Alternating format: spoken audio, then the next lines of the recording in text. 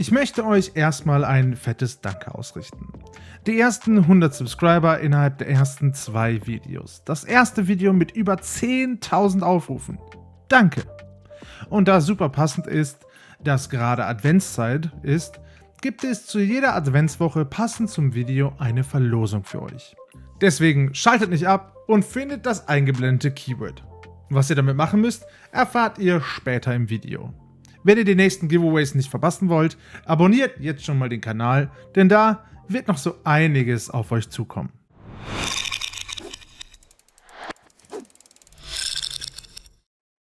Aber kommen wir zum Review. Mit der THOC 75 Wireless gibt es nun eine günstige Hot-Swap-Tastatur, die ordentlich Features bietet.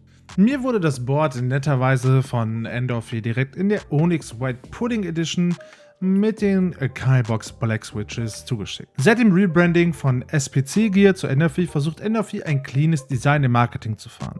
Das cleane moderne Design zeigt sich zum einen in den Produkten selber, aber auch auf der Verpackung. Aber viel wichtiger ist eben das, was drin ist. Lasst uns also auspacken. Direkt strahlt uns diese schöne Tastatur entgegen. Der erste Eindruck ist super solide. Neben der Tastatur befindet sich ein gebradetes USB-Kabel im Lieferumfang. Mehr gibt es nicht. Aber wenn wir mal ehrlich sind, brauchen wir mehr? Schauen wir uns das Board mal etwas genauer an.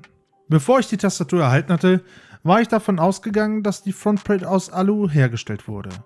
Auch beim ersten Hinschauen habe ich mich immer noch gefragt, ob das Metall ist. Doch der Anfasstest bestätigte meine Vermutung. Die Frontplatte besteht aus Aluminium. Sehr erstaunlich bei dem Preis zwischen 80 und 90 Euro je nach Keycap und Switch-Version. Die Bauweise ist solide und die Keycaps fühlen sich wertig an. Auf der Unterseite befinden sich 2 verstellbare Füße, die in 2 Stufen die Tastatur für angenehme Benutzung anwinkeln. Ein nices Gimmick der Tastatur sind die 3 Verbindungsarten.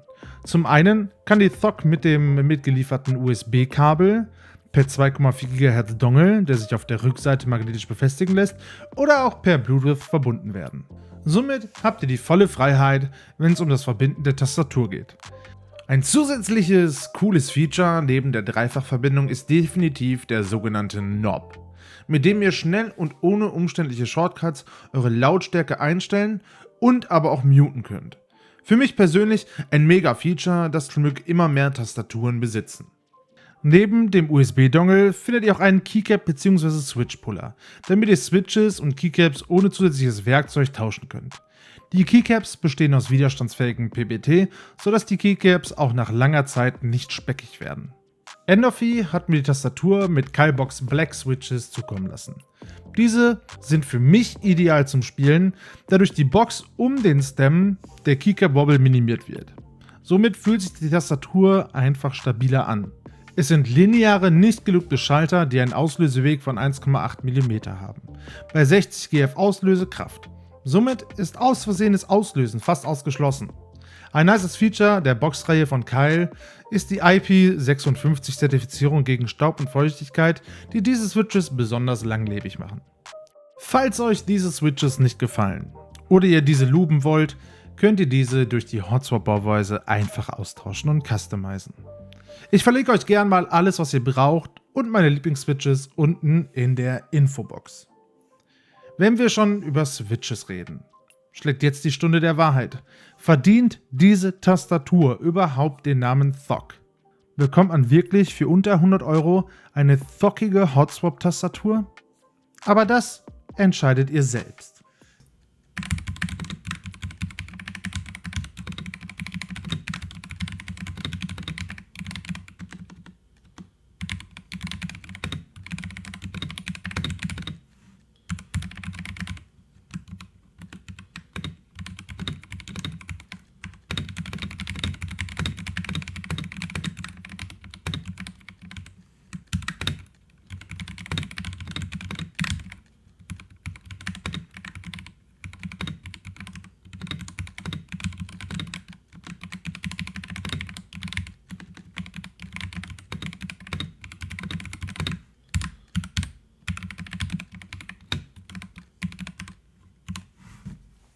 Ich für meinen Teil würde dies als thockig durchgehen lassen. Definitiv nicht so ausgeprägt wie bei einer Custom-Tastatur, aber definitiv ein sehr, sehr guter Anfang, der Spaß beim Lauschen macht.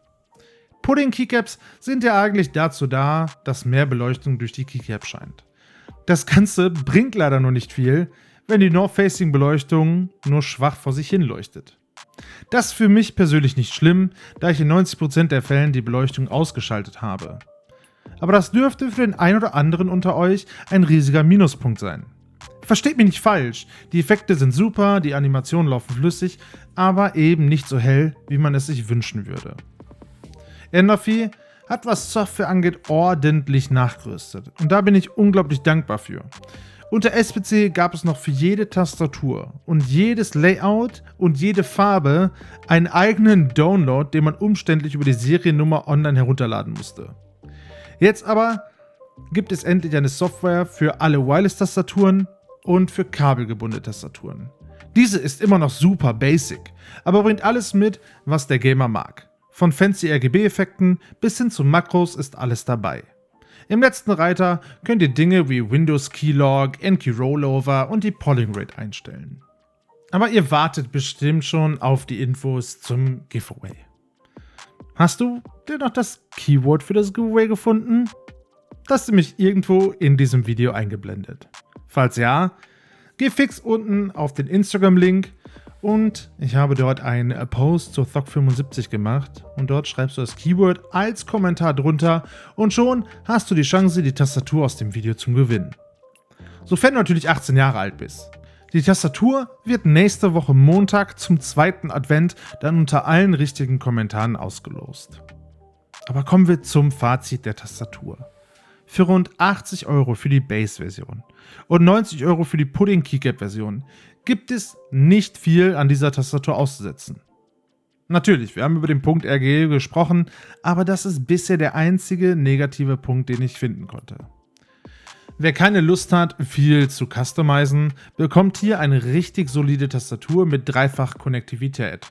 Also sozusagen eine eierlegende Vollmilchsau. Für einen mehr als fairen Preis.